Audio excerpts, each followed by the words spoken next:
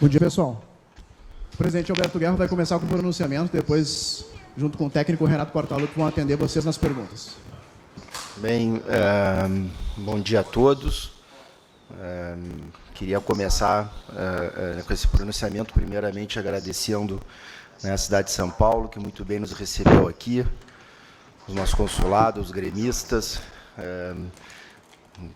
que até me desculpar, porque a gente gostaria de fazer um dos treinos abertos, mas infelizmente não foi possível.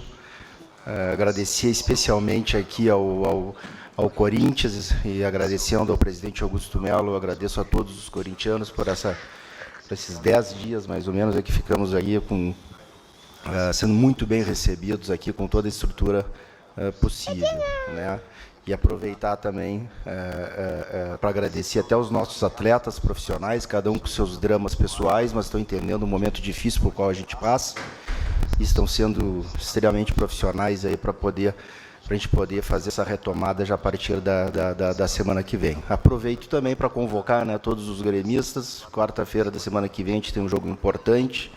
Aqueles que puderem se deslocar, né, de Porto Alegre, enfim, no meio desse caos que a gente está vivendo até Curitiba, que por favor o façam, os gremistas da região, dos consulados e mesmo os paranaenses, que simpatizantes e que ainda que não torçam para o Grêmio, que ajude, né, a gente nesse jogo importante da Libertadores, porque vai ser um jogo simbólico de uma retomada muito importante depois de tanto tempo parado.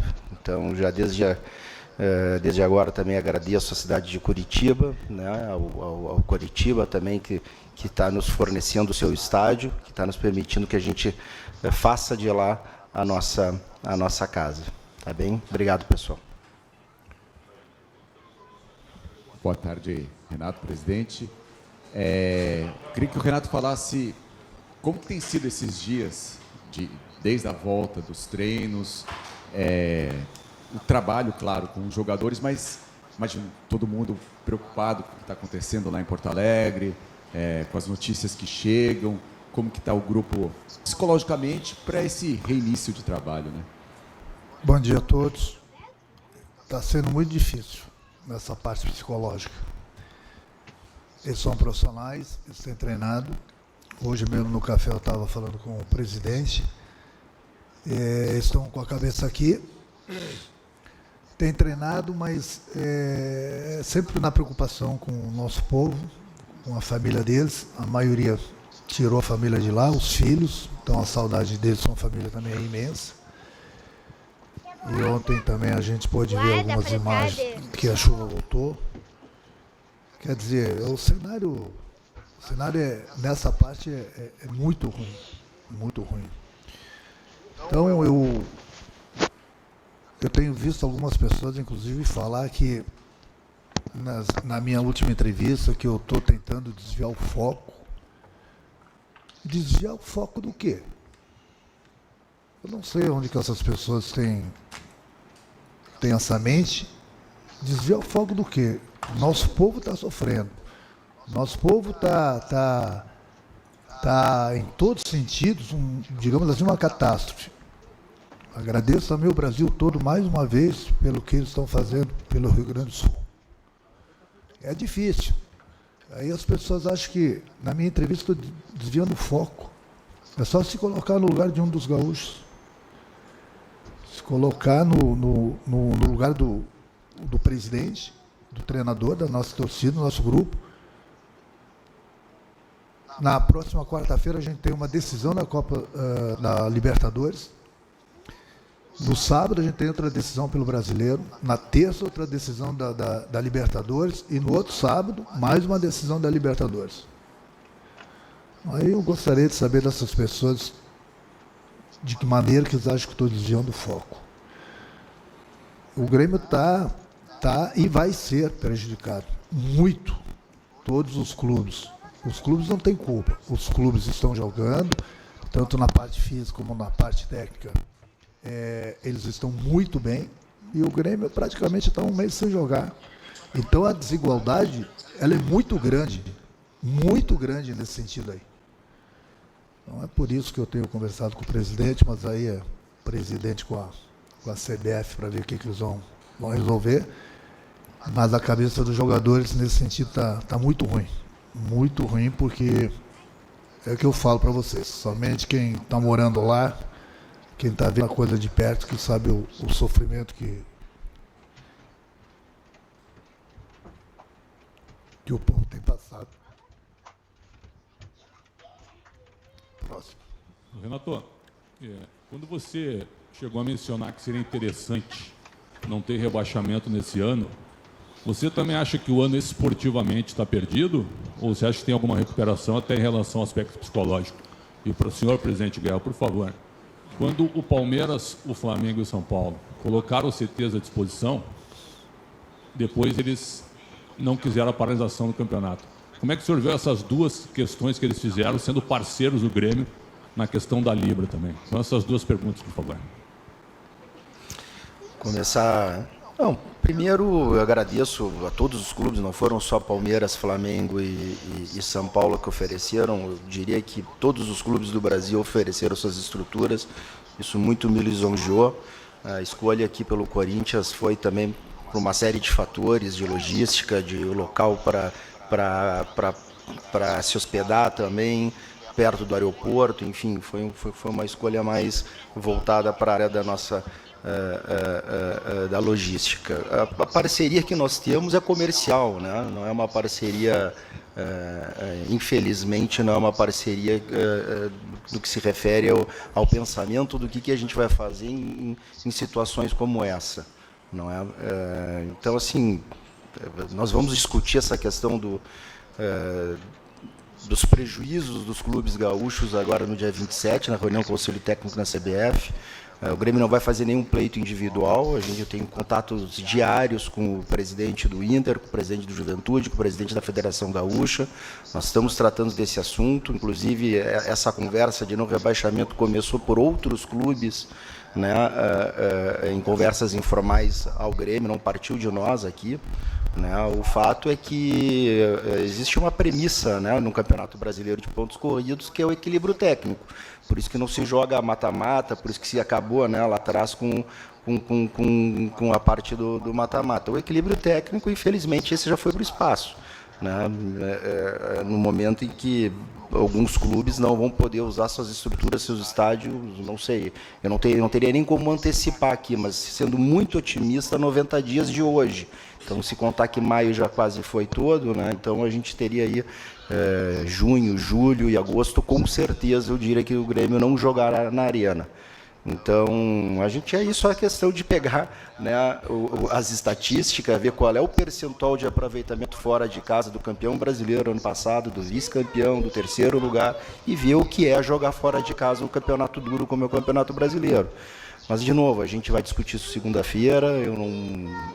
Eu tenho conversado ainda com o presidente do Inter, presidente da Federação Gaúcha, com o presidente do Juventude, para que a gente chegue lá na segunda-feira com algo assim mais concreto e também escutar dos outros clubes as razões pelas quais, né, eles não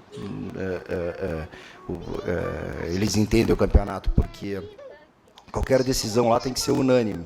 E a gente sabe que vai ser muito difícil ter uma decisão unânime dentro de uma reunião com 20 clubes da Série A. Boa tarde, presidente. O Renato não respondeu. Era sobre qual mesmo que eu acho que o presidente respondeu.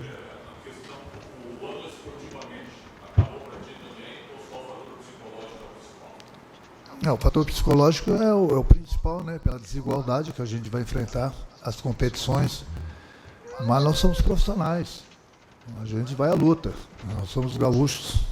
Nós vamos lutar até onde der. E a gente espera que essa reunião na CBF, o presidente vai estar lá presente, que os outros presidentes dos outros clubes também. Eu não quero que ninguém fique com peninha da gente. A gente só está vendo essa desigualdade do futebol que ela vai acontecer. Agora muita gente acha que não tem nada a ver, mas ali na frente, a gente sabe que a gente vai pagar essa conta. É por isso que as pessoas têm que pensar direito no próximo dia 27 o que vai acontecer com os clubes gaúchos.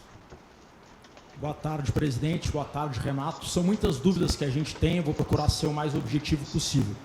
Presidente, na reunião do dia 27, existe a possibilidade de os clubes gaúchos coletivamente pedirem que não haja rebaixamento no Campeonato Brasileiro e também se o Grêmio já definiu onde vai jogar depois das partidas em Curitiba.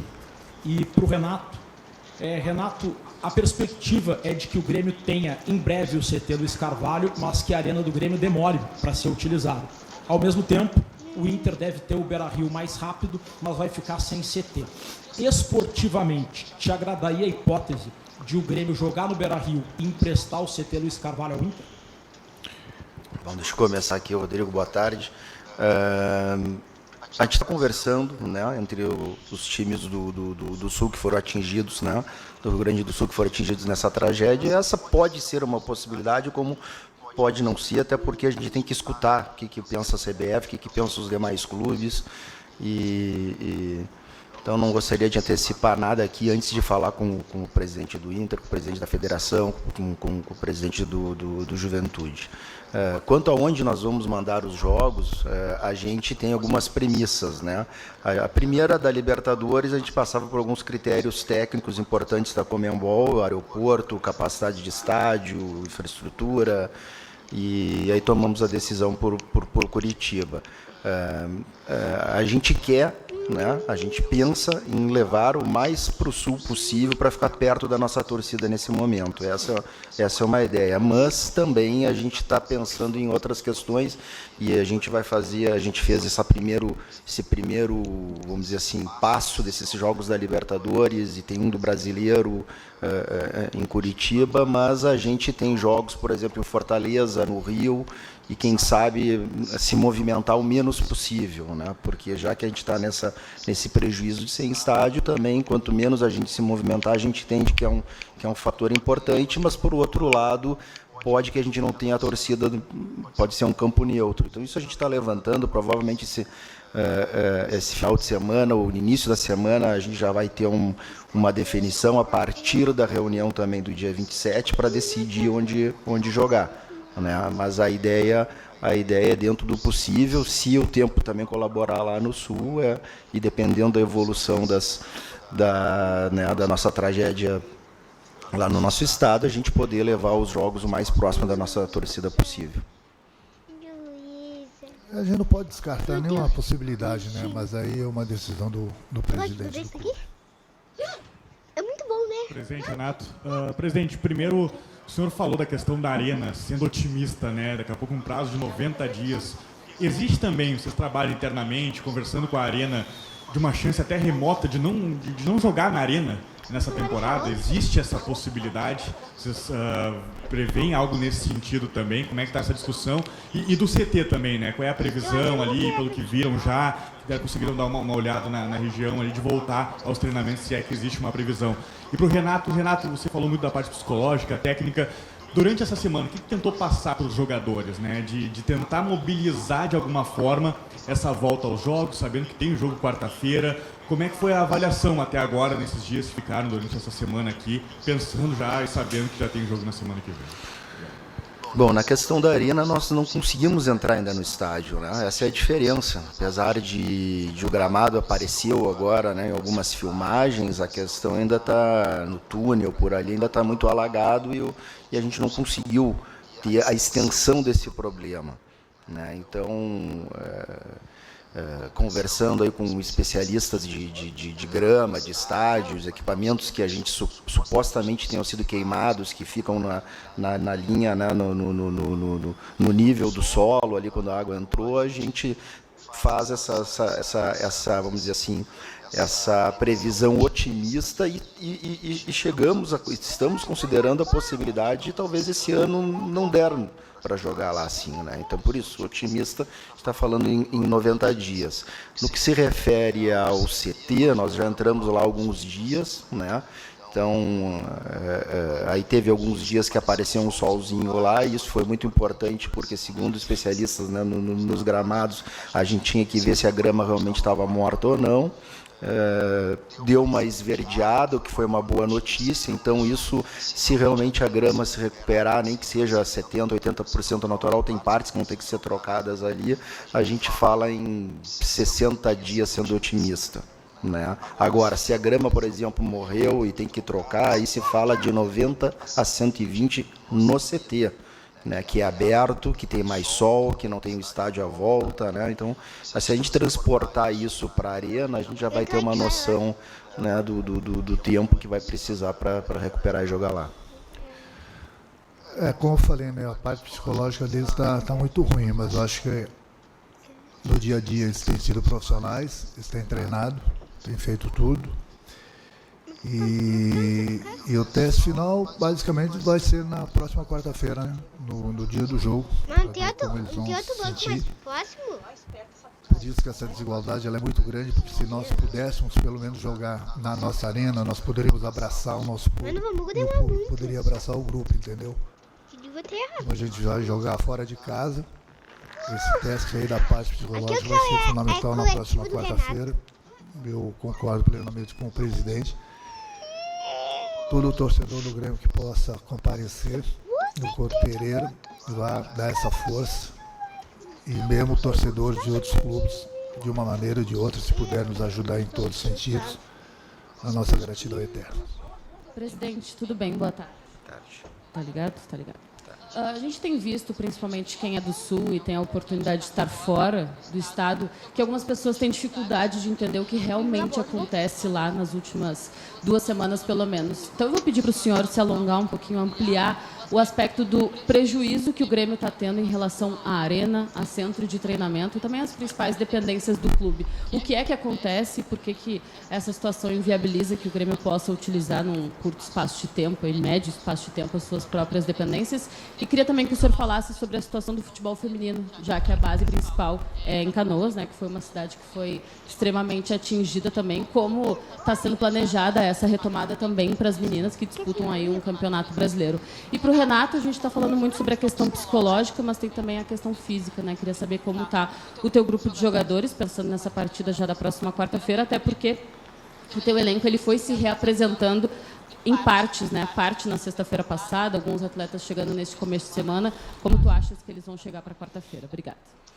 Deixa eu entender a tua dúvida referente aos prejuízos, que eu me alongue mais em que... Se tu pudesse trazer para o grande público de que forma realmente, além das imagens que já impactam, o Grêmio foi atingido fisicamente. Nós passamos mais de 3 semanas nos primeiros eventos, nós não conseguimos entrar no nosso estádio ainda.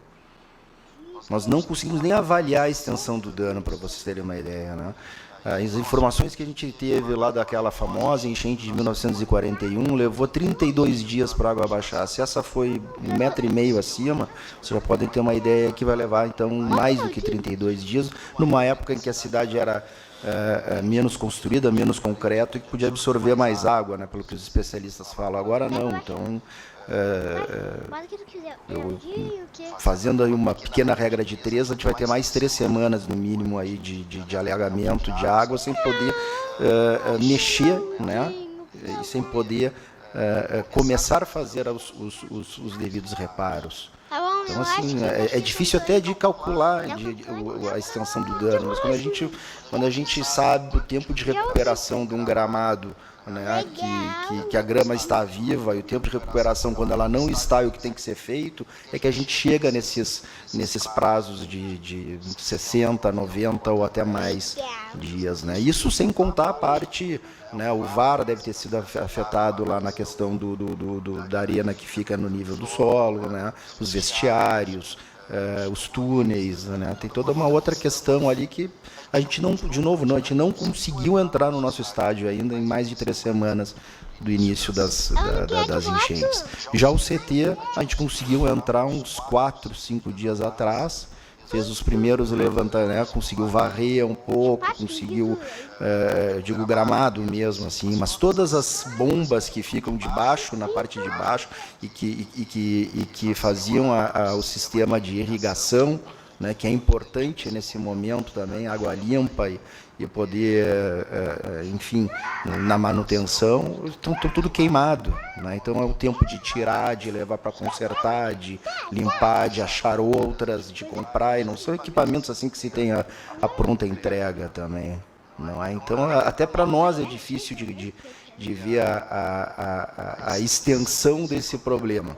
né? Porque a cidade continua né, os bairros sitiados, intransitáveis, né, muita falta de luz também. Acho que os problemas, se eu não me engano, do Beira-Rio, apesar de já estar mais seco, mas aí, se eu não me engano, não tem luz.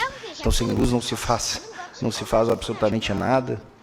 Então, até para nós é difícil, de novo, né, de calcular, porque na medida que a gente não consegue entrar para ver o estrago e a partir daí contatar aquilo que tem que ser contatado para poder chegar né, na solução minimamente ideal para poder jogar em casa.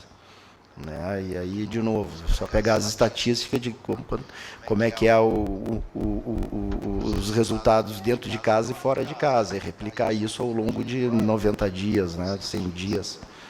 Tá? Quanto ao futebol feminino, as meninas, né, como todos sabem, estão na Ubra. A Ubra não foi uma região afetada, mas foi uma região de Canoas que recebeu mais de 6 mil pessoas. E as meninas estiveram grandes guerreiras lá, ajudaram como voluntárias, estão no meio, né, de 6 mil pessoas numa cidade que foi criada na Universidade Luterana do Brasil. Né? Então agora nós estamos, casualmente ainda ontem estava falando com o nosso CEO, nós estamos tratando de tirá-las de lá, levar para um hotel, para um outro ambiente, né? Porque elas estão envolvidas com a tragédia, né? Com os problemas diários do lado delas, né? Para que elas retomem os treinos num outro local e que elas possam focar e voltar, né, às competições. E aí os jogos já estão também sendo marcados e elas voltarem também às atividades. Quanto à parte física, a gente não vai sentir tanto essa parte porque a gente está treinando esses dias. O nosso maior prejuízo é o ritmo de jogo.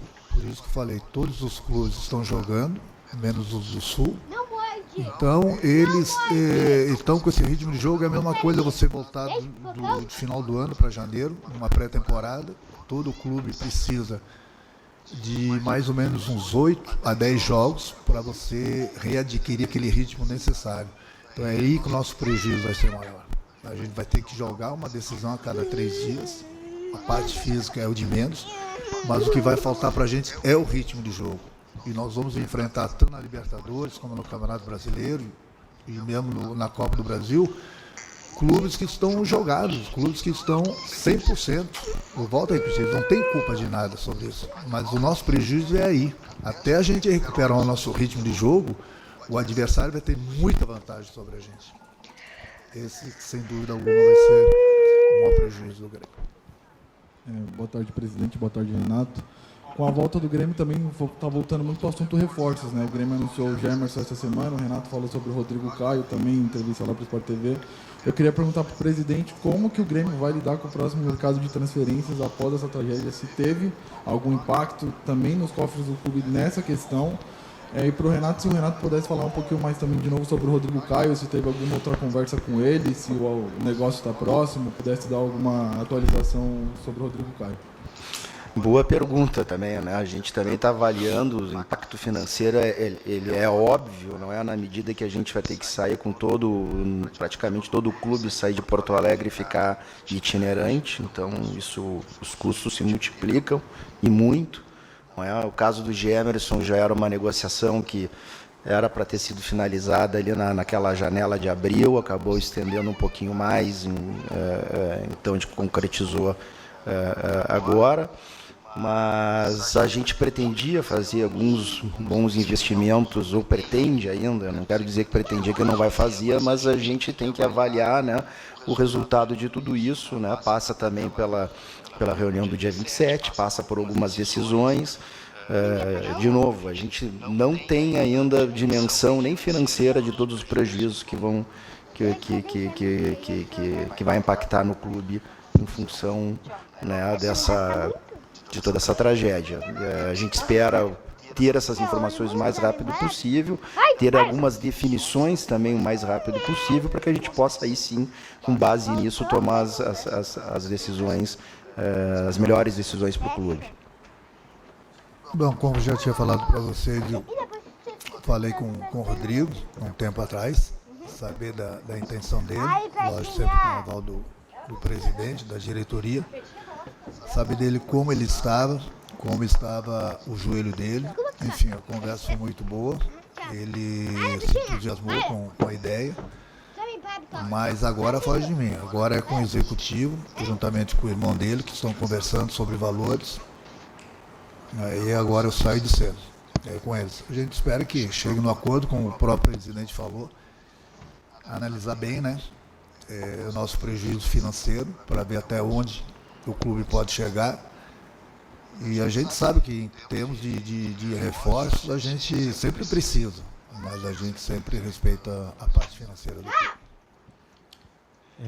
Presidente Renato, estamos ao vivo no Donos da Bola do Rio Grande do Sul, pela Band. A pergunta é, quais são os outros clubes que falaram sobre não ter rebaixamento? Se você pode falar sobre isso. Teve algum clube que falou sobre isso, de também não ter rebaixamento, algum presidente que tenha conversado com você? E para o Renato, se você chegou a conversar com alguns colegas de trabalho, treinadores, sobre esse assunto. Se houve alguma conversa, se você chegou a conversar com algum treinador e houve alguma receptividade em relação a esse assunto de não ter rebaixamento, dada toda essa questão técnica que o Grêmio e os times do Sul terão prejuízo durante o resto da temporada. Não, teve. Eu não quero, se eu falar que eu não quero comprometê-los, né? Isso foi uma conversa muito informal nas primeiras vídeos que a gente fazia em função de tudo que aconteceu, em função das primeiras manifestações, né? Me lembro que meu primeiro contato com a CBF, né, as águas não tinham chegado em Porto Alegre, foi só pelo que tinha acontecido no Vale do Taquari, que foi muito pior do que Porto Alegre, né, obviamente, e Canoas, região ali. E nós tínhamos o jogo com o Criciúma e eu já dizia para o presidente, não tem clima para jogar futebol aqui. O gramado estava seco, não tinha chuva em Porto Alegre, e depois no sábado não teve condições mesmo, porque a água chegou de sexta para sábado ali. Então, a partir dali eu já comecei uns contatos, colocando nos grupos de presidentes e falando, e houve, né, por parte de alguns deles, eu não quero aqui comprometê-los, porque depois eu não sei se eles podem mudar de opinião, é uma questão muito informal, né, mas houve por parte de alguns, sim, especialmente de alguns da Libra, que é da onde o Grêmio faz parte, da onde eu tenho uma maior relação com os presidentes,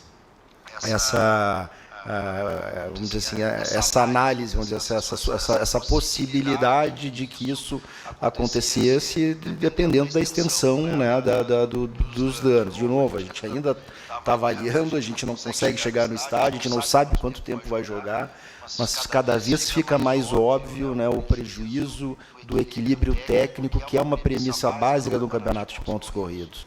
Isso já foi para o espaço, não é culpa de nenhum clube, não é culpa do Grêmio também, nem dos clubes do Rio Grande do Sul. O que a gente só não quer é ser triplamente prejudicado, né, com a catástrofe, com a questão financeira, que vai impactar muito, né, lembrando que o Grêmio tem 120 mil sócios, é o clube que mais arrecada com o número com o seu quadro social, obviamente vai ser impactado em função disso. Né? Não só por não ter jogo, mas porque o nosso público está desalojado, está fora de casa, ou tem com familiares, né? Então acaba direcionando essas verbas para outras fontes, né? Para outros lugares. Então vamos ver, vamos esperar a reunião de segunda. Eu também tenho que escutar o que os outros clubes aqui do centro do país pensam a respeito sobre isso, né? Tem muita gente inteligente ali, muita gente preparada e que pode, nós todos conjuntamente, chegar a uma solução boa para o campeonato e para todo mundo. Eu tenho falado sim com alguns treinadores, agradeço também, sem dar nomes, eles têm sido bastante solidários, eles têm esse mesmo pensamento de não termos nenhum clube rebaixado esse ano. A gente opina, né? Agora, não cabe a gente a tomar essa decisão. Essa decisão, como o presidente falou, é dos presidentes dos clubes, juntamente com o presidente da CBF. A única coisa que eu posso falar e opinar é que pensem direito sobre essas decisões no próximo dia 27. Renato, presente aqui à direita. José Paz, da TV Gazeta, boa tarde. A minha pergunta é para você, Renato. A gente te viu bastante emocionado aqui, logo na primeira resposta. A gente está vendo o teu semblante aqui, agora ao vivo. Como é que tá para você, psicologicamente, o Renato Gaúcho, não treinador, o ser humano, acordar todo dia de manhã, ter que trabalhar, ter que motivar um time, ter que trabalhar um time para voltar às competições? Como é que você tá para fazer isso?